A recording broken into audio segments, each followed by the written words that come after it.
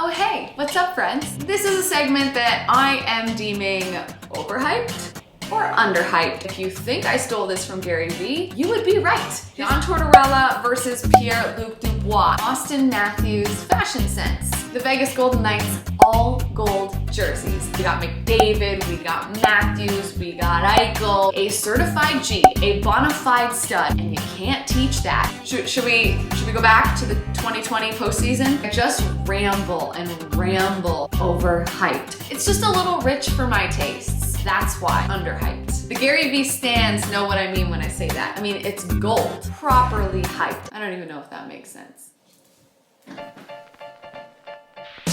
Oh hey, what's up friends? What's going on? This is a segment that I am deeming overhyped or underhyped. I'm gonna take some of the hot topics around the NHL and I'm gonna tell you whether I think they're getting too much attention or not enough attention. And if you think I stole this from Gary V, you would be right. His overrated, underrated segment is fire. If you watch Gary V, you know that he would not care that I maybe sort of like stole a segment. I didn't steal it, I'm borrowing it. It's inspiring. First topic, John Tortorella versus Pierre-Luc Dubois. The other night when Torts seemingly benched Pierre-Luc Dubois in the second period against the Red Wings, only played him like 38 seconds in the final 7 minutes. That became the story of the game. It's all anyone wanted to talk about afterwards, but, and you're not gonna like this, I'm gonna say that that particular portion of this much larger story is overhyped. The coach's job is to kind of manage the bench, who's going, who's not, who's feeling it, who's got juice. And if you watch that game, there weren't a lot of jackets to choose from when it came to having juice. And hey, Dubois came out and scored in the third period. If that story sounds familiar, it's because it is. Shall we go back? Should we go back to the 2020 postseason? Leafs, Blue Jackets, Game 2, Torts and Dubois get into a heated exchange. Media loved it, so did the fans. Kudos, by the way, to Dubois for standing up for himself. I would not have the guts to do that with Torts, but I digress. Next game, Dubois comes out and scores a hat trick in a wild, epic 3-goal comeback for the Columbus Blue Jackets. So say what you want about Torts' tactics, and clearly Dubois is not a fan of them. They kind of work. Just something to think about. Topic 2, the Vegas Golden Knights all gold jerseys. I'm gonna say that these are properly hyped. Everybody loves them. You can't really mess up an all gold uni. I mean, it's gold. So I think that these are properly hyped. I will say though, those Sabres Road unis are mint. Those are definitely underhyped. Number 3, the rivalry between Sidney Crosby and Alex Ovechkin. I'm gonna say that that rivalry used to be properly hyped and now it is underhyped. We focus way more now on the younger stars. We got McDavid, we got Matthews, we got Eichel, we got all these youngsters or younger players that we pay a little bit more attention to now than we do Crosby and Ovi. Both of them have their cups now. Ovi's got his cups, Sid's got his cups. 2 of the greatest players ever. I still love when they play each other. If you watched the game last night, when the Caps and Pens play, it is always entertaining. It really never disappoints. So I'm gonna say it should probably be getting a little bit more hype.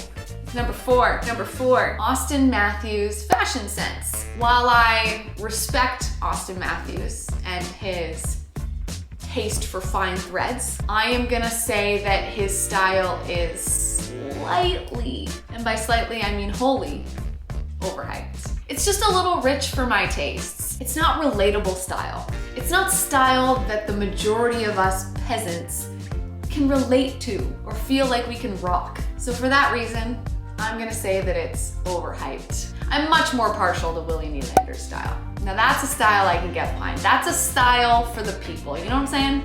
It is though. I don't even know if that makes sense. Nylander's style, oh my gosh. William Nylander's style is what women would call just a little bit more effortless in how it comes across. Effortless, I mean, that is the ultimate fashion compliment. At least to me. So I'm going Nylander over Matthews all day. Matthews style, overhyped. Nylander style, properly hyped. Number 5, Gritty. I'm gonna say Gritty used to be overhyped. Now he is properly hyped. We talk more about the Flyers than we do about Gritty, and that is the way that it should be. Sorry, Gritty. Dollar Bill Kirill. 1 overtime goal, 1 overtime assist, and despite all of the memes, all of the tweets, all of the social media attention that kid has had, I'm still gonna say that he's underhyped. He is going to be a certified G, a bona fide stud, an absolute freaking superstar. And it's not just because he's good at hockey, it's because he has that it factor, the charisma, and you can't teach that. So I'm saying that Dollar Bill Kirill is actually underhyped. Kid is gonna be a massive star, massive. 7, I think we're on 7. I've lost count. Hashtag hockey Twitter. First of all, if you're a hockey fan and you're not on Twitter, you're missing out. Get on Twitter, a lot of conversation there during games.